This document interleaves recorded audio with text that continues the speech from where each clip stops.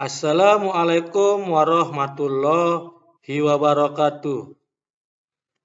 Kita bertemu kembali di pembelajaran muatan lokal bahasa Sasak. Saya berharap tentunya kalian tetap dalam keadaan sehat dan tetap semangat. Jangan lupa di-subscribe.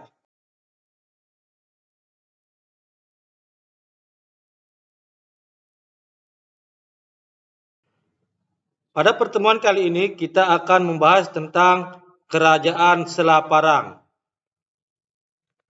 Menjelang akan runtuhnya Kerajaan Majapahit di Jawa Timur, di Lombok terdapat kerajaan-kerajaan kecil seperti Kerajaan Selaparang, Kerajaan Lombok, Langko, Pejanggi, Parwa, Sokong, Bayan Pujut, Tempit, Kedaru, Batu Dendeng, Kuripan, dan Kentawang. Majapahit mengirimkan ekspedisinya ke Pulau Bali pada tahun 1343 Masehi. Diteruskan ke Lombok di bawah pimpinan Empu Nala untuk menaklukkan Selaparang. Sumber lain menyebutkan bahwa setelah Kerajaan Lombok dihancurkan oleh tentara Majapahit, Raden Maspahit melarikan diri ke dalam hutan. Sekembalinya dari hutan, ia mendirikan kerajaan baru di Batu Parang yang disebut Selaparang. Setelah ditaklukkan, Gajah Mada datang ke Selaparang yang sebelumnya dikenal dengan nama Selapawis. Apa itu Selapawis?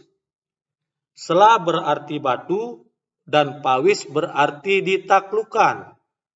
Jadi Selapawis berarti batu yang ditaklukkan. Hal ini dibuktikan dengan adanya beberapa prasasti tentang pernah datangnya patih Gajah Mada di Lombok. Meskipun merupakan kerajaan yang berdiri sendiri, Kerajaan Selaparang masih bernaung di bawah Kerajaan Majapahit menurut Lalu Wacana 1977. Nah, kedatangan Gajah Mada ke Lombok ditulis dalam sebuah memori yang disebut Bencangah Pinan. Sejak kehancuran Selaparang Hindu, di Pulau Lombok timbul kerajaan-kerajaan kecil. Salah satu di antaranya adalah Kerajaan Mumbul yang berpusat di Labuan Lombok. Rajanya bernama Demung Mumbul atau Batara Mumbul yang bergelar Prabu Turunan. Prabu Turunan adalah adik dari Pangeran Kaisari, keturunan dari Tunggul Ametung di Jawa. Demung Mumbul diperkirakan datang ke Lombok pada akhir abad ke-13 atau awal abad ke-14, sewaktu di Jawa terjadi pergolakan di Kerajaan Majapahit. Demung Mumbul mendirikan kota di Teluk Labuan Lombok bersama pengiringnya dan dimakamkan di sebuah bukit yang sekarang Gunung Kayangan. Setelah mangkatnya Demung Mumbul, maka naiklah putranya yang bernama Pangeran Indrajaya menurut Lalu Wacana 1997. Di Kerajaan Lombok terjadi pemberontakan yang dipimpin oleh Demung Brangbantu karena menuntut balas atas kematian adiknya Patih Sandubaya. Pemberontakan tersebut dapat dipatahkan atas nasihat Patih Bandayuda dan Patih Singayuda. Kerajaan Mumbul atau Labuan Lombok dipindahkan ke Selaparang. Pada saat itu sedang berlangsung pemerintahan Sunan Dalem yang memerintah tahun 1505 sampai 1545 Masehi. Nah, pemindahan pusat kerajaan ke Selaparang dengan alasan tingkat keamanan yang lebih tinggi dari serangan musuh. Hal itu dikarenakan letaknya yang berada di dataran tinggi, sehingga mudah untuk mengamati kapal yang datang dari sebelah utara maupun sebelah barat, baik kapal para pedagang maupun kapal musuh yang akan menyerang ke Selaparang.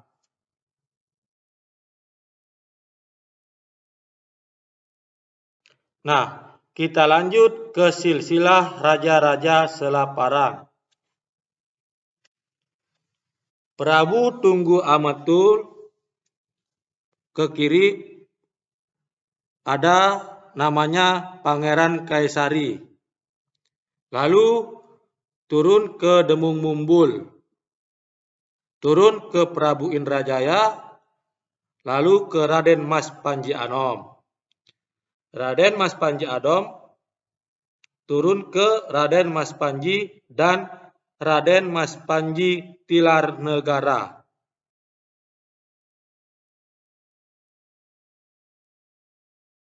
Pendapat lain menyebutkan raja-raja Selaparang yang disebut-sebut dalam tradisi sesuai dengan yang dimakamkan antara lain: 1.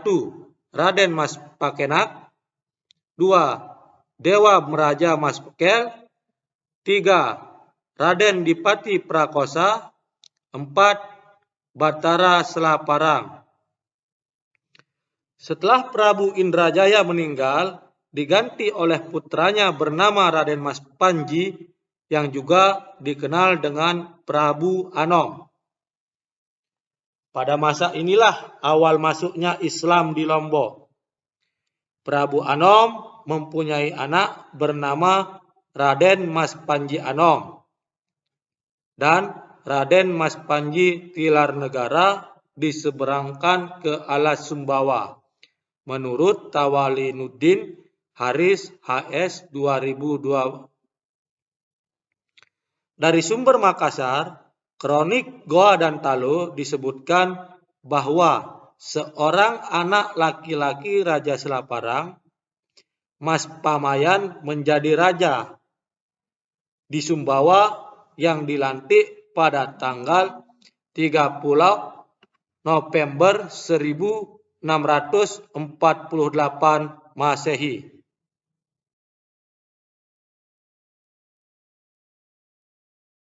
Setelah runtuhnya kerajaan Majapahit, kerajaan-kerajaan kecil di Pulau Lombok seperti Kerajaan Selaparang, Kerajaan Lombok, Langko, Pejanggi, Sokong, Bayan, dan beberapa desa kecil seperti Pujut, Tempit, Kedaro, Batu Dendeng, Kuripan, dan Kentawang merupakan kerajaan-kerajaan kecil yang merdeka.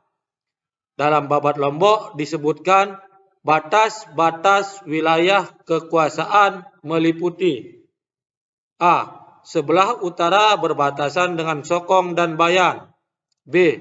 Sebelah selatan berbatasan dengan Kokok Belimbing. C. Sebelah barat berbatasan dengan Tegal Sampopo ke arah utara sampai Denek Mingkar. Atau sebelah barat daerah ini ditemukan Sari Kuning. D. Batas timur tidak disebutkan.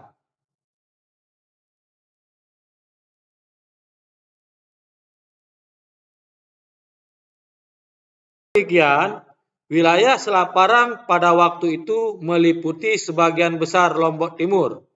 Disebutkan pula bahwa Lombok dan Sumbawa ada di bawah kekuasaan seorang raja di Lombok. Nah, kita lanjut ke hubungan kerajaan Selaparang dengan kerajaan lainnya. Kerajaan-kerajaan kecil lainnya seperti Sokong, Bayan, Langko, Kedaru, Parwa, Sarwadadi, dan Pejanggi mengakui Selaparang sebagai induk atau kakaknya. Hubungan di antara mereka penuh dengan persaudaraan, hidup rukun dan damai, tak ada gesekan, sehingga mereka tidak membutuhkan tentara reguler yang dipersenjatai. Apabila situasi membutuhkan pertahanan, rakyat siap bangkit membela negara. Pejabat yang mengurusi masalah pertahanan dan keamanan disebut dipati.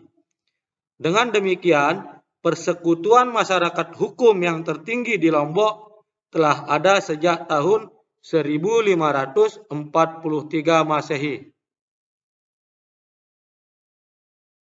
Sebagai kerajaan yang kuat, Selaparang melakukan hubungan dengan kerajaan di Kalimantan. Hikayat Banjarmasin menyebutkan, seorang bangsawan Banjar bernama Raden Subangsa pergi ke Selaparang mengawini putri seorang raja. Dari perkawinan tersebut lahir Raden Mataram. Setelah istrinya meninggal, Raden Subangsa kawin lagi dengan putri Selaparang di Sumbawa dan melahirkan Raden Banten. Selanjutnya, tahun 1618 Masehi, Kerajaan Goa menaklukkan kerajaan-kerajaan di Sumbawa Barat, kemudian dipersatukan dengan Kerajaan Selaparang.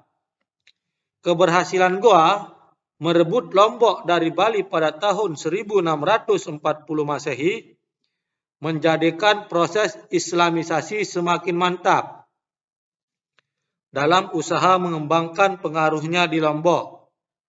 Masing-masing kerajaan meningkatkan hubungan melalui perkawinan antara kedua belah pihak, Kerajaan Selaparang dan Kerajaan Goa. Hal ini diketahui dari nama-nama gelar, seperti Pemban Selaparang, Pemban Pejanggi, Pemban Parwa. Kerajaan-kerajaan kecil lainnya yang bersifat otonom, rajanya disebut datu, seperti Datu Bayan, Langko, Sokong, Datu Kuripan, Datu Pujut, dan lainnya.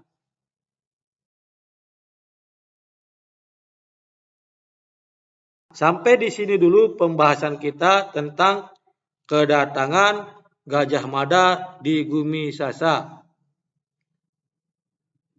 Jangan lupa di-subscribe. Terima kasih. Wassalamualaikum warahmatullahi wabarakatuh.